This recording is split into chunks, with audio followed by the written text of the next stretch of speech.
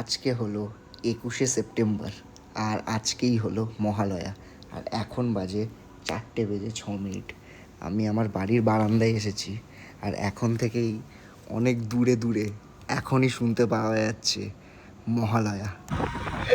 বলো দুর্গা মাই কি জয়। রাস্তায় এই লাইটিংয়ের ডেকোরেশনগুলো দেখে মনটা যেন পুরো ভরে গেল। যাই হোক, যেমন তেমন করে আসলাম কুমারটুলি। ওখানে এত রকমের দুর্গামার প্রতিমা দেখে মনে হলো এখানেই সব দর্শন হয়ে গেল।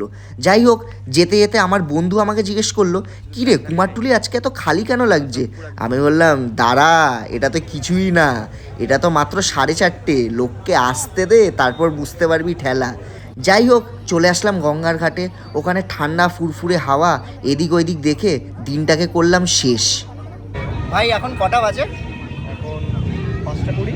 5:20। কোনো মতে বোঝা যাচ্ছে যে এটা 5:20 বাজে। এই ক্রেজ বিকেল বিকেল মনে হচ্ছে তো। একদম। এটাই বলে দুর্গাপুজো, এটাই হলো দুর্গাপুজোর ক্রেজ, মানে একটা আলাদাই ব্যাপার। যাই হোক, তোমরা কমেন্টসে জানাও যে তোমরা তোমাদের মহালয়াটা কেমন করে এনজয় করলে। টিল দেন, হ্যাপি পূজা।